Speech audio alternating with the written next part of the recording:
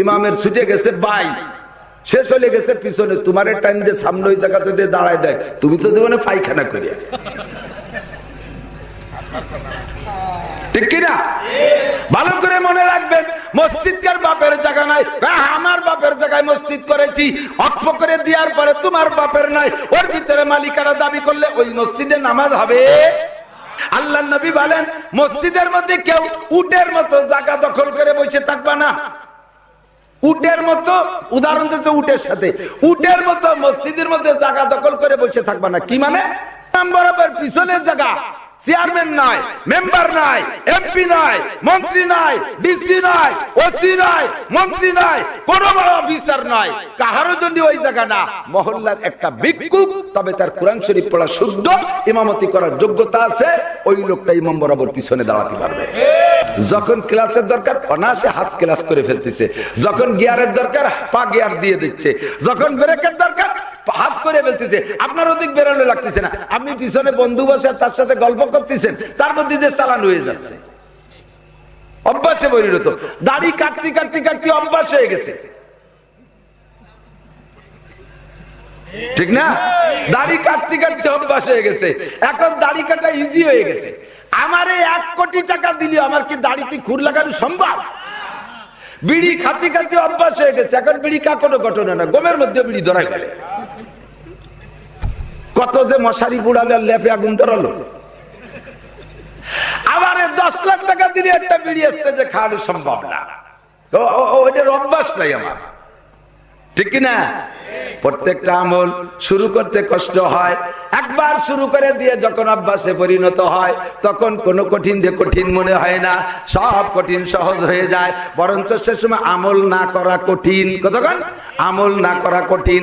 যারা নিয়মিত নামাজ পড়েন, ফজরের নামাজ যদি কারণবশত কোনোদিন ছুটে যায়, ঘর থেকে বের হইতে ভয় লাগে কি লাগে না? একটু কথা কেন লাগে কি লাগে না?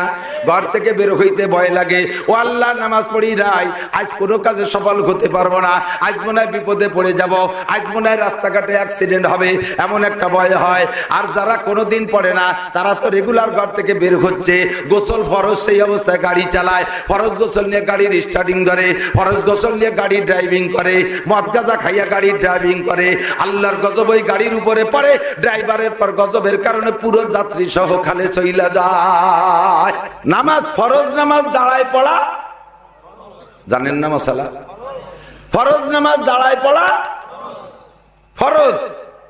যদি সুস্থ মানুষ দাঁড়াইয়া না পড়ে বসে নামাজ পড়ে, নামাজ হবে? যার দাঁড়ানোর ক্ষমতা আছে ও যদি না দাঁড়াইয়া বসে নামাজ পড়ে, তার নামাজ বাতিল। ইদানিং কালে চেয়ারম্যানে মসজিদ ভরে গেছে বলে থাকি। কতক্ষণ ইউনিয়ন ভরে একজন চেয়ারম্যান, 8000 ভোট দিয়ে বানানো লাগে এক চেয়ারম্যান, আর এক এক মসজিদে বিনা ভোটে 10-15 জন চেয়ারম্যান আছে না? নাই কিছু আছে অরিজিনাল জরুরি চেয়ার, ও আসলেই বুড়ো মানুষ, উঠতে বসতে পারে না, দাঁড়ায়ও থাকতে পারে না, মাজা ভাঙ্গিয়ে আসে, কোমর ব্যথা করে, পিঠ ভাঙ্গিয়ে নিয়ে আসে, ঘাড় ব্যথা করে, এইরকম অরিজিনাল মাজুর, দাঁড়ায়ও থাকতে পারে না। এনাদের জন্য যেভাবে পড়বে সেইভাবেই অনুমতি আছে, আছে না নাই? কিন্তু এইটা দেখা এক শ্রেণীর বড়ি মিয়ারা ফ্যাশন বানায় নেছে, আইটি বেড়ায়, এ বাজার ও বাজার সে বাজার, টোটোই নিয়ে বেড়ায়, বাড়িতে টাটা দিয়ে উনি টোটোই নিয়ে বেড়ায়, বেরোনোর সময় টাটা। মসজিদে যাইয়া দাঁড়ায় থাকে 10-15 মিনিট, সুইচ বাটন চাপে, ফ্যান চালায়, লাইট চালায়, দাঁড়ায় থাকে। ইতিমধ্যে হাতেতে মোবাইলটা পড়ে গেছে, তাও কুজো ইয়ে উঠায়, এ সব কিছুতে প্রমাণ করে উনি দাঁড়াতেও পারে, হাঁটতেও পারে, কুজো কইতে পারে, কাজে উনি নামাজ দাঁড়ায় পড়তে পারে, রুকুও দিতে পারে, এটা প্রমাণ করে। কতক্ষণ সমস্যা হলো উনি রুকুর নিচে বসতে পারে না, ওনার সমস্যা সেই জায়গা, উনি রুকুর নিচে যাইতে পারবে না, এই ভয়তে একেবারে শুরু থেকে চেয়ারে বৈশা নামাজ পড়ে। যেই সকল মানুষগুলো হাঁটতে পারে, দাঁড়ায় থাকতে পারে, রুকুও দিতে পারে, নিচে যাইতে পারে না, ওরা যদি শুরু থেকে চেয়ারে বৈশা নামাজ পড়ে, তাদের নামাজ হয় নাই, তাদের নামাজ বাতিল। এমন নামাজ যে কয়দিন পড়ছো ওই নামাজগুলো আবার কাজা পড়তে হবে।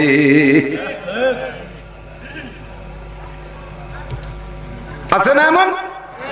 আবার এই চেয়ার এক তো বসবে চেয়ারে, আবার স্থানীয় প্রভাবে বড়ি মিয়ার বাপ নিজে বড়ি মিয়া, মাতুব্বারের বাপ মাতুব্বার নিজে, চেয়ারম্যানের বাপ নিজে এককালে চেয়ারম্যান ছিল, মসজিদই বড় ডোনার, চেয়ার খান নিয়ে একেবারে ইমামের পিছনে বসবে। কোনায় যাতে পারো না, কোনায় যাবো, এই মসজিদের বেশিরভাগ টাকা আমি দিয়েছি, আমি কোনায় যাবো, তুই যা। উনি টাকা দিয়েছে বলে উনি আমার পিছনে, আমি আর তুমি কোরআন শরীফ পড়তে পারো, তার পিছনে দাঁড়াবে, পিছনে নামাজ পড়তে কি কোরআন শরীফ পড়া লাগবে না? হ্যাঁ লাগে। ইমাম বরাবর যেটা পিছনে দাঁড়াবে, যেই লোকটা পিছনে দাঁড়াবে ওই লোকটার ভিতরে ইমামতি করার যোগ্যতা থাকতেই হবে। কারণ ইমাম যদি নামাজের মধ্যে ওযু ছুটে যায়, পিছনে যে আছে তারে ধরে দাঁড় করে দে, নায়েবে ইমাম বানাই দে, উনি চলে যাবে, পিছনটা ওযু বানাই সে দাঁড়াবে। তুমি বড়ি মিয়া দেখাইয়া চেয়ার নিয়ে পিছনে বইছো, ইমামের ছুটে গেছে বাই, সে চলে গেছে পিছনে, তোমার টাইম দিয়ে সামনে ওই জায়গাতে দিয়ে দাঁড়ায় দেয়, তুমি তো জীবনে পায়খানা করিয়া, ঠিক কিনা? ভালো করে মনে রাখবেন, মসজিদকার বাপের জায়গা নাই, আমার বাপের জায়গায় মসজিদ করেছি, অক্ষ করে দেওয়ার পরে তোমার বাপের নাই, ওর ভিতরে মালিকারা দাবি করলে ওই মসজিদে নামাজ হবে, মালিকারা দাবি করলে হবে না, ওর মধ্যে প্রভাব দেখাইলে মসজিদে আর কের নামাজ হবে না।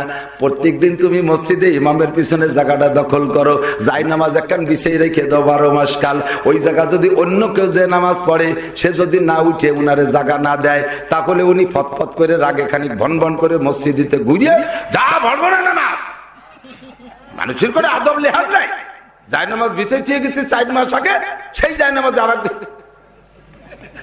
আমি মাত্র 15 দিন আগে মিশকাত শরীফে বাবুস সালাতের মধ্যে হাদিস পড়াইছি, আল্লাহর নবী বলেন মসজিদের মধ্যে কেউ উটের মতো জায়গা দখল করে বসে থাকবে না।